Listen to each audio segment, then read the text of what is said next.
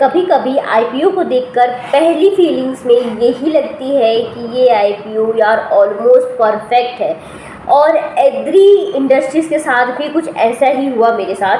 सिर्फ 2 साल में प्रॉफिट लगभग 9 टाइम्स, और आरओई की मैं बात करूँ तो 57%, और ग्रे मार्केट प्रीमियम भी बहुत ही ज़्यादा पॉजिटिव ट्रेंड दिख रहा था।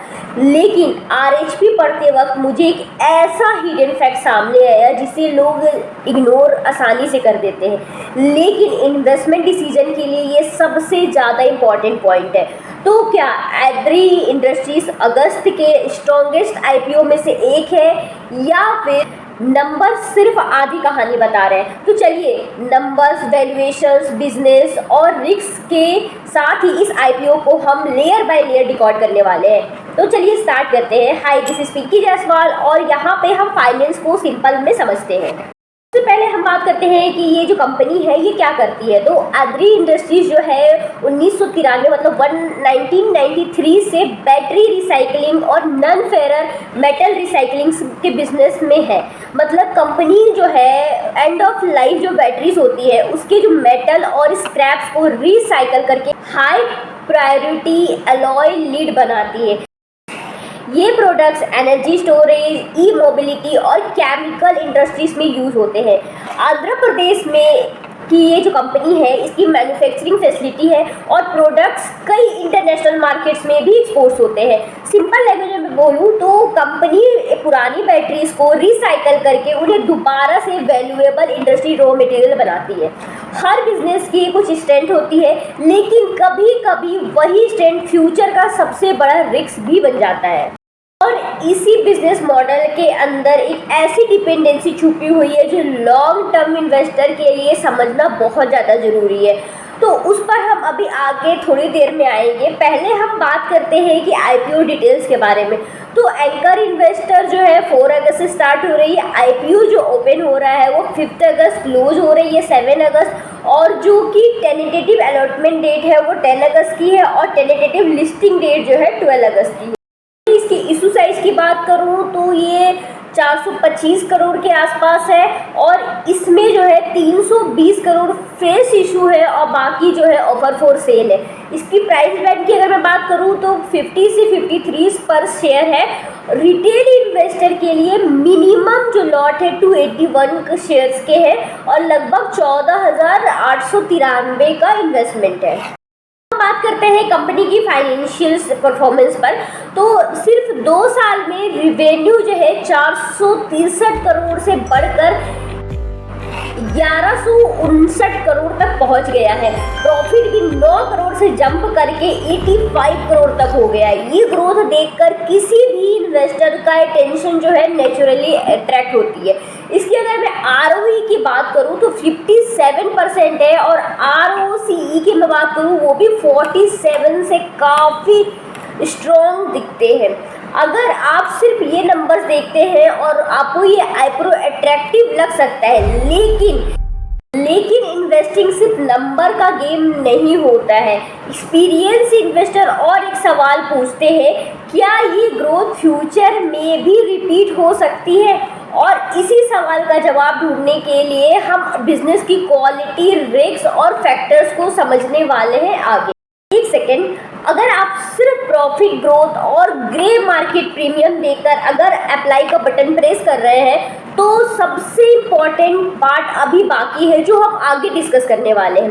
हम बात अब करते हैं वैल्यूएशन की। अब वैल्यूएशन और पीयर्स की अगर हम बात करें, कंपनी के अकॉर्डिंग इसका कोई एग्जैक्ट लिस्टेड पीयर्स नहीं है, लेकिन मार्केट में इसकी कंपैरिजन के लिए ग्रेविटा इंडिया, पोंडी ऑक्साइड्स और जैन रिसोर्सेस रिसाइकलिंग कंपनी से की जा सकती है। इंटरेस्टिंग बात ये भी है कि एग्री का आरओई इन कंपनीज के कंपैरिजन में काफ़ी ज़्यादा स्ट्रॉन्ग नज़र आ रहा है। लेकिन एक बात याद रखने वाली है कि हाई आरओई हमेशा हाई क्वालिटी बिजनेस का प्रूफ नहीं दे सकता।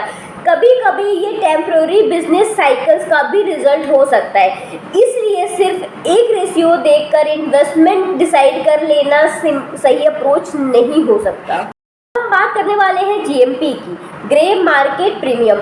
जीएमपी एक अनऑफिशियल होता है लेकिन लिस्टिंग से पहले मार्केट सेंटिमेंट दिखा देता है। एड्री का जीएमपी पिछले कुछ दिनों से 0 से 13 रुपये के बीच में मूव कर रहा है। इसका मतलब ये है कि सेंटिमेंट जो है वो पॉजिटिव है, स्टेबल नहीं होता है। हिस्ट्री में कई ऐसे आईपीओ पॉजिटिव जीएमपी के बाद भी वीक लिस्टिंग हुए हैं और कुछ नेगेटिव जीएमपी वाले भी अच्छे परफॉर्म किए हैं। लेकिन इसलिए जीएमपी को एक सेंटिमेंट इंडिकेटर समझिए, गारंटीड नहीं। और एक बात, सब्सक्रिप्शन खुलने के बाद जीएमपी पहले से ज़्यादा वोलेटाइल होता है। असली पिक्चर तब क्लियर होती है जब subscription data, specially QIB demand और लिस्टिंग के करीब सेंटीमेंट सामने आते हैं। इसलिए सिर्फ जीएमपी देखकर इन्वेस्टमेंट डिसीजन लेना सही अप्रोच नहीं होता है। देखते हैं कि आईपीओ से आने वाला पैसा कहाँ यूज़ करेगी। तो फ्रेश इशू का जो मेजर पोर्शन है वो वर्किंग कैपिटल रिक्वायरमेंट्स के लिए यूज होगा। कुछ अमाउंट डेब्ट रिपेमेंट में जाएगा और बाकी जनरल कॉर्पोरेट फंड पर्पस के लिए यूज होने वाला है। यानी कंपनी का फोकस जो है एग्जिस्टिंग ऑपरेशन को और सपोर्ट और स्केल करने पर है। उस पॉइंट के बारे में जिसके बारे में मैंने स्टार्टिंग में आपसे बात करी थी।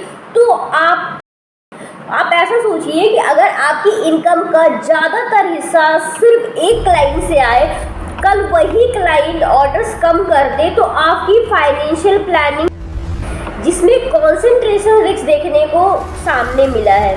आरएचपी के मुताबिक कंपनी का जो टॉप कस्टमर रिवेन्यू का बहुत बड़ा पोर्शन जो है एक ही क्लाइंट कंट्रीब्यूट करता है। इसीलिए कस्टमर कंसंट्रेशन को इग्नोर करना बहुत ही डेंजर हो सकता है। इसी वजह से एक्सपीरियंस इन्वेस्टर सिर्फ ग्रोथ नहीं, रेवेन्यू का स्ट्रक्चर भी देखते हैं। तो ये भी देखते हैं कि कंपनी कितनी ज़्यादा डाइवर्सिफाइड है। इसके अलावा कंपनी लीड्स प्राइस और कमोडिटी साइकिल से भी डायरेक्टली लिंक्ड है। अगर लीड प्राइस या फिर डिमांड में प्रेशर आता है तो मार्जिन्स और प्रॉफिट पर इम्पैक्ट पड़ सकता है। डेब्ट लेवल और वर्किंग कैपिटल रिक्वायरमेंट्स को भी लॉन्ग टर्म इन्वेस्टमेंट मॉनिटर करना बहुत ज़्यादा ज़रूरी होता है। तो ओवरऑल पिक्चर क्या है? ग्रोथ इसकी स्ट्रॉन्ग दिख रही है। प्रॉफिटेबिलिटी की अगर मैं बात करूँ तो वो भी स्ट्रॉन्ग है। कस्टमर कॉन्सेंट्रेशन हाई है। कमोडिटी रिस्क जो है वो भी हाई है। डेब्ट और वर्किंग कैपिटल पे मॉनिटर करना बहुत ज़रूरी है। तो स्ट्रॉन्ग ग्रोथ देखकर हमेशा इम्प्रेस होना आसान है, लेकिन एक अच्छा इन्वेस्टर वही होता है जो एक्साइटमेंट के साथ साथ रिस्क भी पड़ता है। मेरे लिए ये ग्रेट नंबर्स है बट वेरीफाई द रिस्क वाली आईपीओ है। फाइनल डिसीजन के लिए आपका इन्वेस्टमेंट जो है हॉरिजॉन, रिस्क एपिटी और इंडिपेंडेंट रिसर्च पर डिपेंड करता है। अब आप बताइए आप क्या करें? कल अगर ये सब्सक्रिप्शन खुल जाता है तो आप क्या करोगे? अप्लाई, वॉच लिस्ट या फिर स्किप? कमेंट करके मुझे सिर्फ एक वर्ड में बताइए। अगर आपको ऐसे डिटेल और अनबाइस्ड आईपीओ एनालाइज पसंद आते हैं तो वीडियो को लाइक करें, सब्सक्राइब करें और कमेंट करके मुझे ज़रूर बताएं। हम मिलते हैं नेक्स्ट वीडियो में।